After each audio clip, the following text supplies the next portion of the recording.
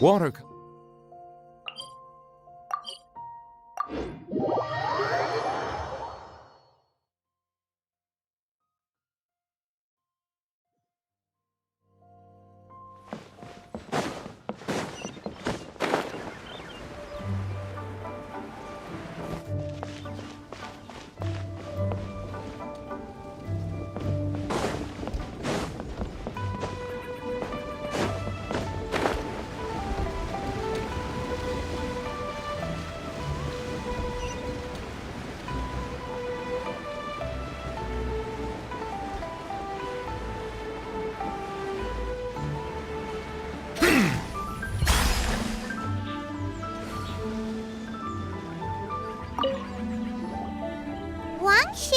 Now hiring. Urgently seeking one temporary chef willing to pay top Mora, salary negotiable.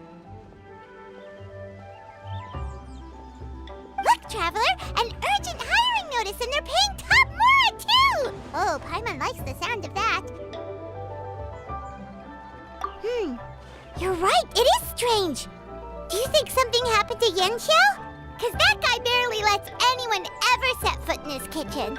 Doesn't exactly seem like the type to hire help. The notice says interested parties should go upstairs and talk to the innkeeper Huayan. Should we go and see what's up? Yeah, and we can ask about the pay while we're at it.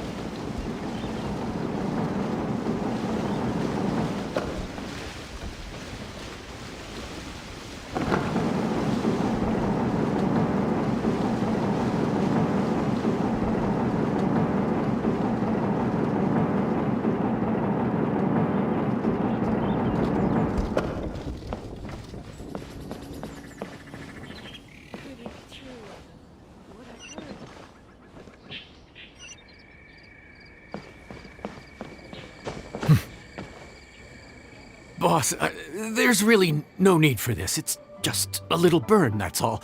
It won't get in the way of my work. Perhaps not, but continuing to work will only hinder your recovery. You need to rest for a few days. We'll figure something out. Huayan! Yanxiao! Oh? Traveler and Paimon! What brings you to this neck of the woods? And we decided to come check up on Yanxiao. I knew we shouldn't have posted that notice. It's really nothing to worry about. I'm fine. I swear. How kind of you. My thanks to you both. And thanks on Yanxiao's behalf too. There's nothing to be embarrassed about, Yanxiao. Just tell them what happened. Oh, all right. Well, basically, we had a lot of guests pouring in for the lantern rite. Things got busy, I started rushing, and I ended up accidentally burning my hand while plating a dish. Well, you know what they say. Play with fire long enough and you're bound to get burned.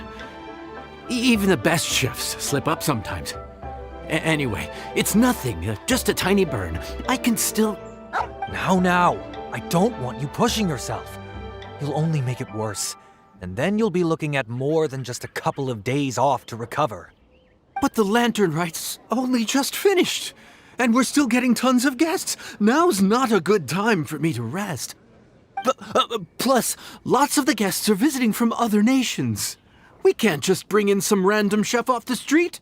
We have a reputation to uphold. I refuse to let someone else ruin the good name we've made for ourselves here. Listen to you. Anyone would think that you're the boss and not me. But he's not wrong. Yanxiao was one of the favorites in the Masterful Chefs tournament. No matter how you look at it, his are big boots to fill. I don't mean to boast, but any chef of my caliber probably has their own restaurant to look after.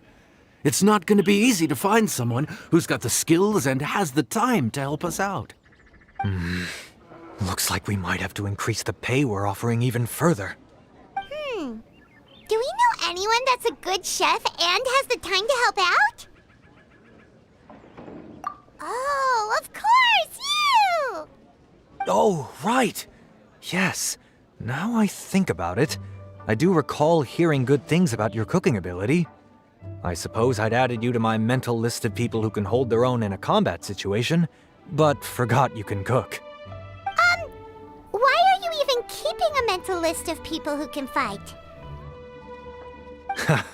Maybe a story for another time. More importantly, I'm sure Yan Xiao would be comfortable leaving his kitchen in your hands, if anyone's. What do you think, Yan Xiao? Well, since it's you, I suppose that's better than anyone else. What do you think, Traveler? Should we do it?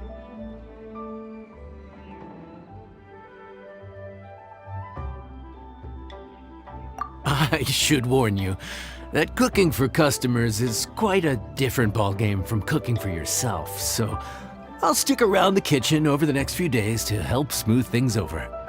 Oh, so he's not leaving the kitchen after all? I believe there's some spare kitchenware here at the inn. Boss, would you mind? Of course, of course. I'll take care of it.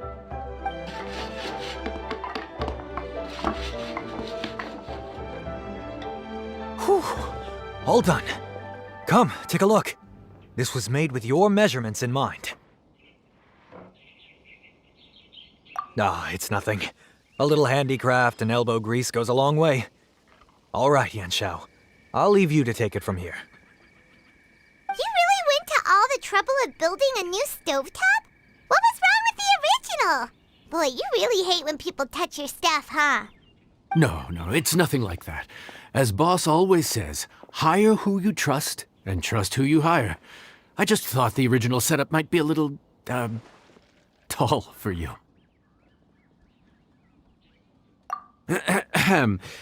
Anyway, as I was saying, cooking for guests is different from cooking for yourself. Not only do you have to execute on taste, aroma, and appearance, but you also need to ensure speed, precision, and consistency. Having the right equipment is a big part of that. Ill-suited equipment doesn't just make the job more tiring, it also slows you down.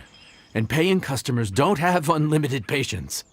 Sometimes cooking is all about being well prepared. That's how you ensure speed. Okay, and what about precision and consistency? Precision all comes down to using your eyes. Where to slice into a particular cut of meat, how much oil to use, how to tell when a dish is done cooking. When you cook for yourself, you can always add salt if it's too bland or add water if it's too salty. You can tweak the taste as you go, but in a restaurant, there's not that much room for trial and error. Worst case scenario, Paimon can deal with any subpar dishes by making sure they get properly disposed of. The final thing you have to focus on is consistency. You have to be able to handle the most challenging orders with the same level of technique and skill as the easiest ones. This is particularly important when you have guests from all over, each with their own tastes and preferences. You have to cater to their own dietary needs while also giving them the opportunity to enjoy our local delicacies. This last point is making Paimon's head spin. Don't worry. Matter of fact, someone as well-traveled as you may even have a better handle on it than me once you get started. And of course, I'll be around to help you over the next few days. I don't think we'll have any trouble making all our guests feel right at home.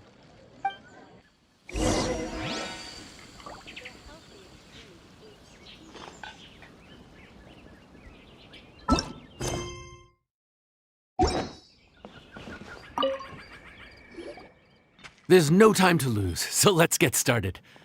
I imagine you probably have a good handle on the cooking side of things already. What you need to pay attention to is remembering each table's order. Try not to get them mixed up. Oh, Paimon's memory is like a steel trap. This is gonna be a cinch.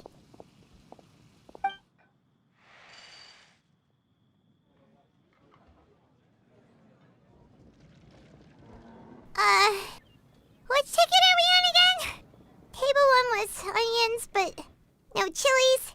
Table 2 was chilies, but no onions. And table 3 was, table 3 was chilies, but hold the chilies? Ah! Was Paimon just sleep floating?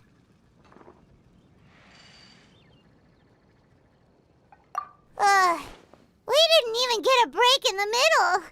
Paimon's brain has turned to mush. Is it always this busy here? No, but this is peak season. You both did a mighty fine job for your first time serving guests at the inn. Luckily, all our customers were familiar faces this time around, so we didn't get any strange requests. Otherwise, today would have been even more challenging. No strange request? Someone asked for almond tofu drizzled in soy sauce. Even Paimon has never tried that combination. It's a wide world out there. People have all kinds of different tastes.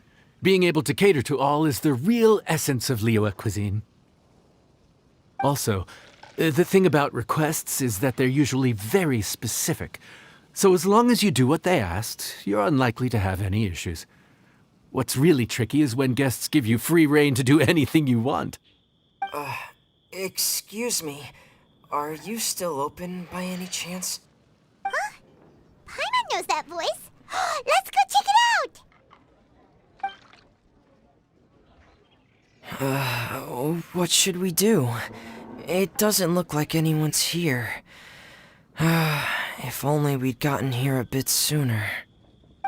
It's all right. If we start building a campfire now, we'll be eating before too long. Right. Besides, if anyone's to blame, it's Linny. So busy being a greedy culture vulture that he lost track of time. Linny, Lynette, Fremine, it is you! Paimon? So, is the Traveler here?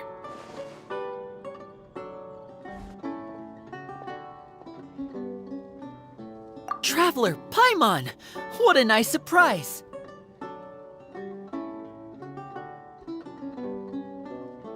Paimon was gonna say the same thing! We're just lending a helping hand at the inn.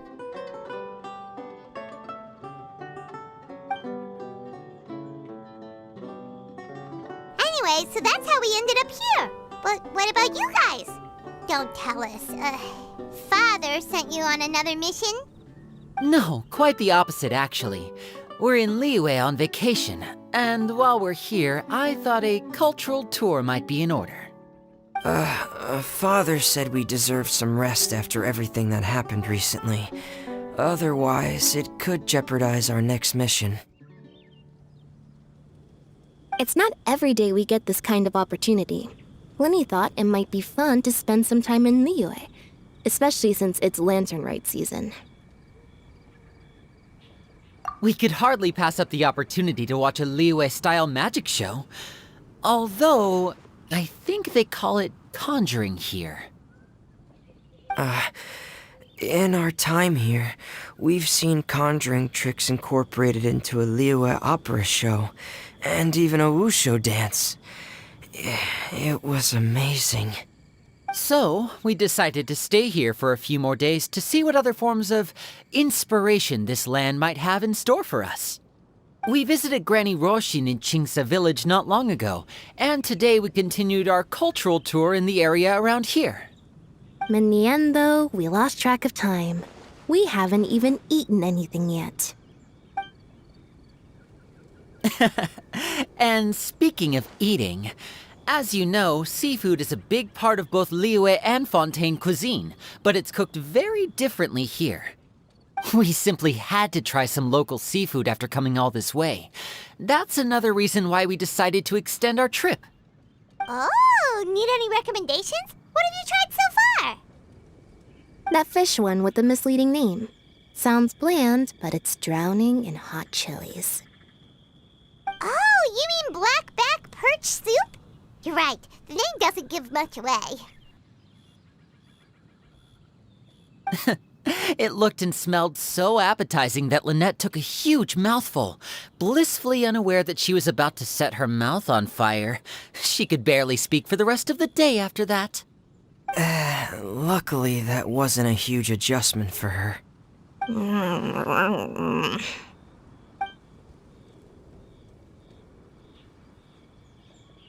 What? Aren't you guys hungry too? Yes, a little. Yes, I'm ready to eat. Traveler, I'm afraid we'll have to send you back to the kitchen now. Good question. I doubt we'll be able to decipher the menu, so why don't you recommend something? You should be pretty familiar with our tastes. One more thing. Please, if you have a heart, don't make it spicy.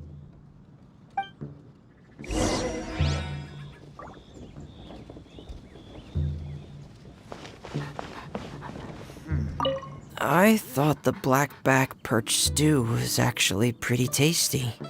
And now that you know it's spicy, you won't be caught off guard, right? Why don't we give it another chance? Once was more than enough.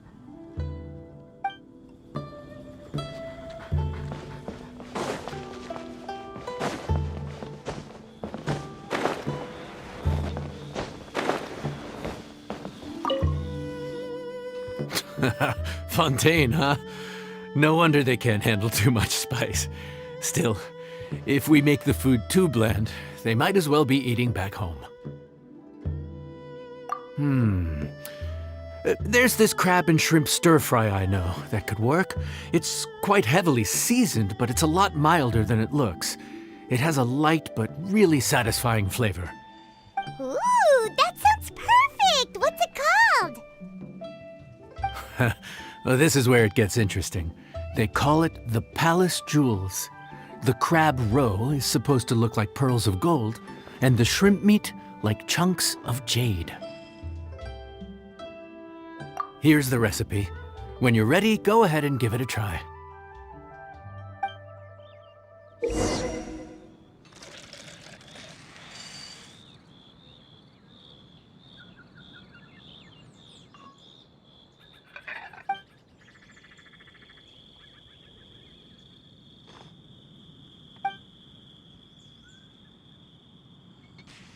Could it be true? What I've heard?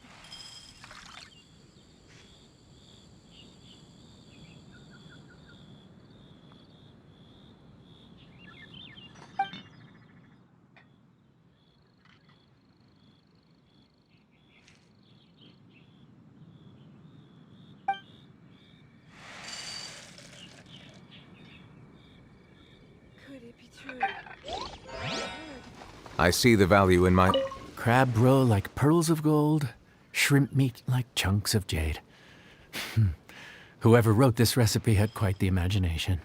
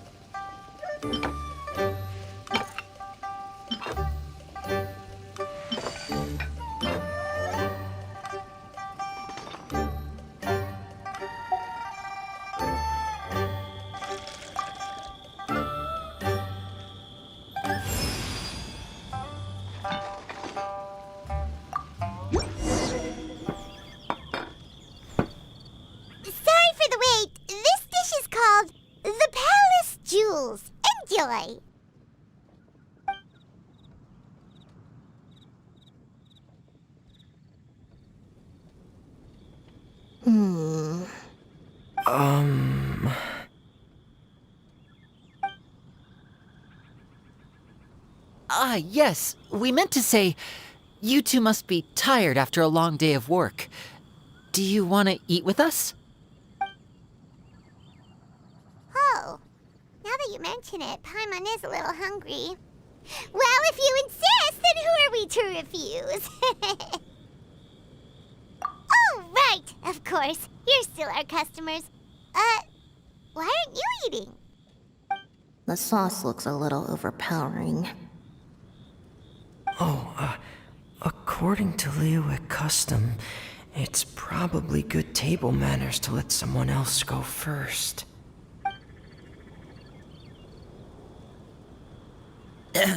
Looks delicious, traveler. I guess I'll dig in first. Here goes. What is it? Do you need some water? No, it's delicious. The flavor is so pure. It's drenched in sauce, but somehow it just enhances the natural flavor of the seafood. Try it for yourselves. All right.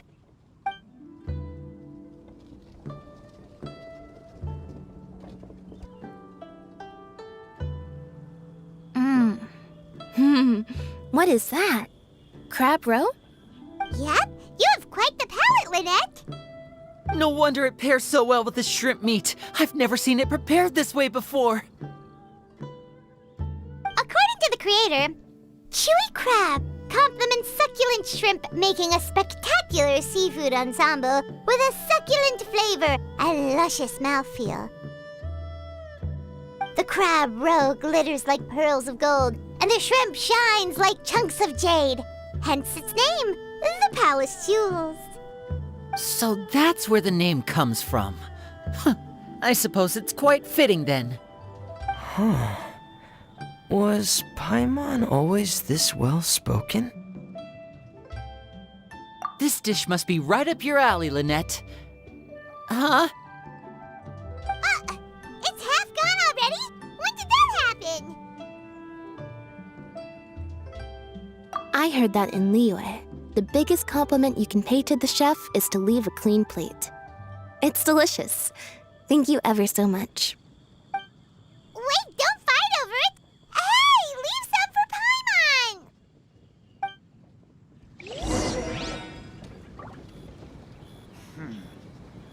Paimon! I think I'm finally getting the hang of chopsticks. Yeah. Well, Linny and Lynette picked it up in no time, but they're naturally dexterous. Unlike me, it's taken me a lot longer, but I'm slowly getting there.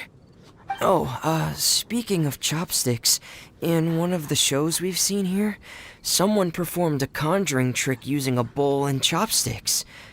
So, if I want to be a good magician's assistant, I need to keep practicing.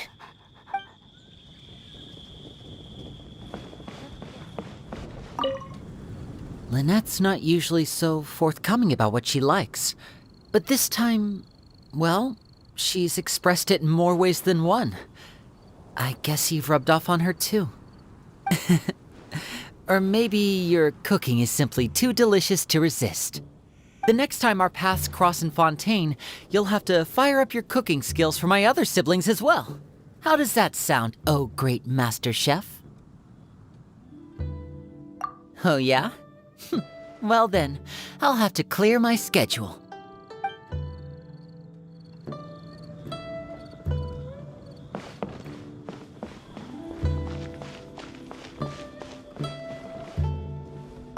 Calorie surplus detected. Digestion mode engaged. Yeah. Well, Linny and I are usually careful about what we eat because we have to stay in performance shape. That, plus it's generally bad manners to overindulge at the dinner table. But once in a while, it's nice to treat yourself in the company of family. Besides, if I'd waited until my brothers were finished trying to outpolite each other, the food would have gone cold.